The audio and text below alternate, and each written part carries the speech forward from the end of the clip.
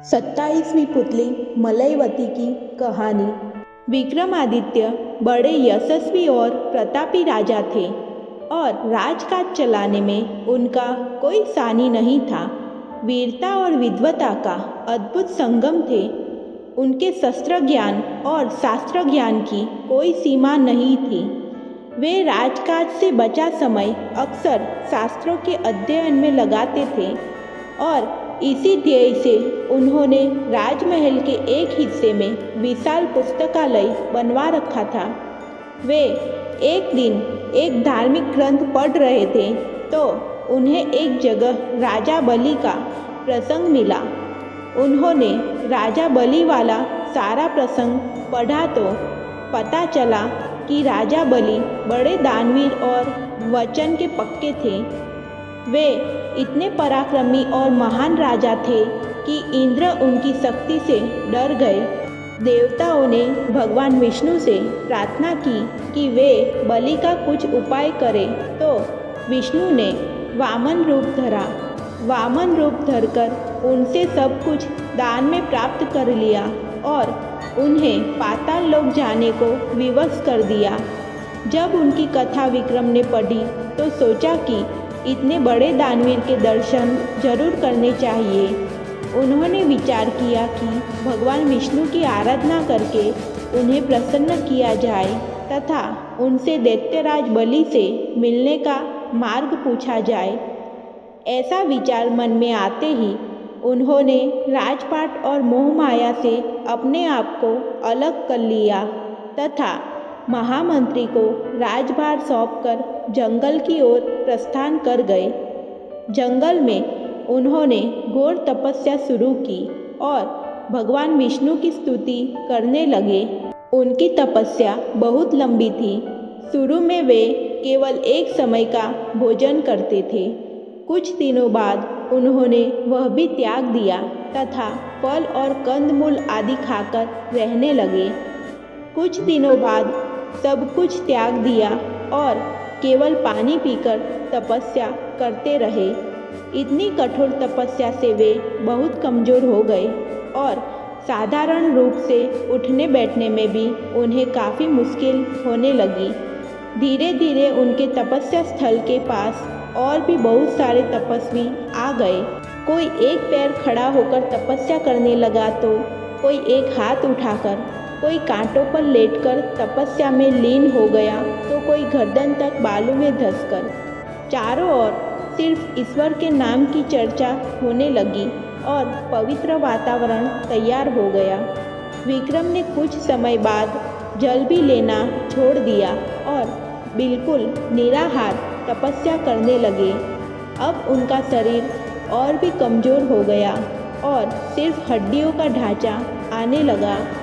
कोई देखता तो दया आ जाती, मगर राजा विक्रमादित्य को कोई चिंता नहीं थी। विष्णु की आराधना करते करते यदि उनके प्राण निकल जाते तो सीधे स्वर्ग जाते और यदि विष्णु के दर्शन हो जाते तो दैत्यराज बलि से मिलने का मार्ग प्रशस्त होता। वे पूरी लगन से अपने अभिष्ट की प्राप्ति के लिए तपस्यारत रहे। जीवन और शरीर का उन्हें कोई मोह नहीं था। राजा विक्रमादित्य का हुलिया ऐसा हो गया था कि कोई भी देखकर नहीं कह सकता था कि वे प्रतापी और सर्वश्रेष्ठ हैं। राजा के समीप ही तपस्या करने वाले एक योगी ने उनसे पूछा कि वे इतनी घोर तपस्या क्यों कर रहे हैं। विक्रम का जवाब था, इहलोक से मुक्ति और परलोक सुधार के लिए। तपस्वी ने उन्हें कहा कि तपस्या राजाओं का काम नहीं है। राजा को राजकाज के लिए ईश्वर द्वारा जन्म दिया जाता है और यही उसका कर्म है। अगर वह राजकाज से मुंह मोड़ता है तो अपने कर्म से मुंह मोड़ता है। शास्त्रों में कहा गया है कि मनुष्य को अपने कर्म से मुंह नहीं मोड़ना चाहिए। विक्रम ने बड़े ही गंभीर स्वर से उससे कहा कि कर्म करते हुए भी धर्म से कभी मुंह नहीं मोड़ना चाहिए। उन्होंने जब उससे पूछा कि क्या शास्त्रों में किसी भी स्थिति में धर्म से विमुख होने को कहा गया है तो तपस्वी एकदम चुप हो गया। उनके तर्कपूर्ण उत्तर ने उसे आगे कुछ पूछने लायक नहीं छोड़ा। राजा ने अपनी तपस्या जारी रखी। अत्यधिक निर्बलता के कारण एक दिन राजा बेहोश हो गए और काफ़ी देर के बाद होश में आए। वह तपस्वी एक बार फिर उनके पास आया और उनसे तपस्या छोड़ देने को बोला। उसने कहा कि चूँकि राजा गृहस्थ है, इसलिए तपस्वियों की भांति उन्हें तप नहीं करना चाहिए। गृहस्थ को एक सीमा के भीतर ही रहकर तपस्या करनी चाहिए। जब उसने राजा को बार बार गृहस्थ धर्म की याद दिलाई और गृहस्थ कर्म के लिए प्रेरित किया, तो राजा ने कहा कि वे मन की शांति के लिए तपस्या कर रहे हैं। तपस्वी कुछ नहीं बोला और वे फिर तपस्या करने लगे। कमजोरी तो थी ही। एक बार फिर वे अचेत हो गए। जब कई घंटों बाद वे होश में आए तो उन्होंने पाया कि उनका सर भगवान विष्णु की गोद में है। उन्हें भगवान विष्णु को देखकर पता चल गया कि तपस्या से रोकने वाला तपस्वी और कोई नहीं, स्वयं भगवान विष्णु थे। विक्रम ने उठकर उन्हें साष्टांग प्रणाम किया तो भगवान ने पूछा, वे क्यों इतना कठोर तप कर रहे हैं? विक्रम ने कहा कि उन्हें राजा बलि से भेंट का रास्ता पता करना है। भगवान विष्णु ने उन्हें एक शंख देकर कहा कि समुद्र के बीचों बीच पाताल लोक जाने का रास्ता है। इस शंख को समुद्र तट पर फूंकने के बाद उन्हें समुद्र देव के दर्शन होंगे और वही उन्हें राजा बलि तक पहुंचने का मार्ग बतलाएंगे। शंख देकर विष्णु अंतर्ध्यान हो गए। विष्णु के दर्शन के बाद विक्रम ने फिर से तपस्या के पहले वाला स्वास्थ्य प्राप्त कर लिया और वैसी ही असीम शक्ति प्राप्त कर ली। शंख लेकर वे समुद्र के पास आए और पूरी शक्ति से शंख फूंकने लगे। समुद्र देव उपस्थित हुए और समुद्र का पानी दो भागों में विभक्त हो गया। समुद्र के बीचों बीच अब भूमि मार्ग दिखाई देने लगा। उस मार्ग पर राजा आगे बढ़ते रहे। काफ़ी चलने के बाद वे पाताल लोक पहुंच गए। जब राजा बलि के महल के द्वार पर पहुँचे तो द्वारपालों ने उनसे आने का प्रयोजन पूछा।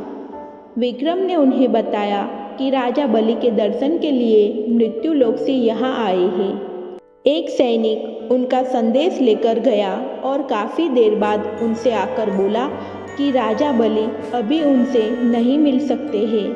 उन्होंने बार बार राजा से मिलने का अनुरोध किया पर राजा बलि तैयार नहीं हुए। राजा ने खिन्न और हताश होकर अपनी तलवार से अपना सर काट लिया। जब प्रहरियों ने यह खबर राजा बलि को दी तो उन्होंने अमृत डलवाकर विक्रम को जीवित करवा दिया। जीवित होते ही विक्रम ने फिर राजा बलि के दर्शन की इच्छा जताई।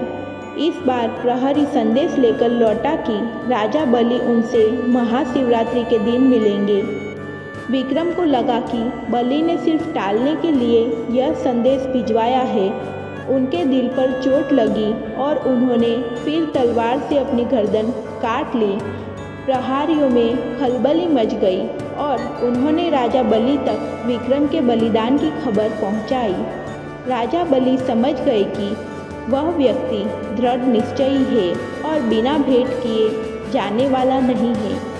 उन्होंने फिर नौकरों द्वारा अमृत भिजवाया और उनके लिए संदेश भिजवाया कि भेंट करने को वे राजी है। नौकरों ने अमृत छिड़ककर उन्हें जीवित किया तथा महल में चलकर बलि से भेंट करने को कहा। जब वे राजा बलि से मिले तो राजा बलि ने उनसे इतना कष्ट उठाकर आने का कारण पूछा। विक्रम ने कहा कि धार्मिक ग्रंथों में उनके बारे में बहुत कुछ वर्णित है तथा उनकी दानवीरता और त्याग की चर्चा सर्वत्र होती है, इसलिए वे उनसे मिलने को उत्सुक थे। राजा बलि उनसे बहुत प्रसन्न हुए तथा विक्रम को एक लाल मूंगा उपहार में दिया और बोले कि वह मूंगा मांगने पर हर वस्तु दे सकता है। मूंगे के बल पर असंभव कार्य भी संभव हो सकते हैं। विक्रम राजा बलि से विदा लेकर प्रसन्नचित्त होकर मृत्युलोक की ओर लौट चले। पाताल लोक के प्रवेश द्वार पर बाहर फिर वही अनंत गहराई वाला समुद्र बह रहा था। उन्होंने भगवान विष्णु का दिया हुआ शंख फूंका तो समुद्र फिर से 2 भागों में बंट गया और उसके बीचों बीच वही भूमि वाला मार्ग प्रकट हो गया। उस भूमि मार्ग पर चलकर वे समुद्र तट तक पहुंच गए। वह मार्ग गायब हो गया तथा समुद्र फिर पूर्ववत होकर बहने लगा। वे अपने राज्य की ओर चल पड़े। रास्ते में उन्हें एक स्त्री विलाप करती मिली।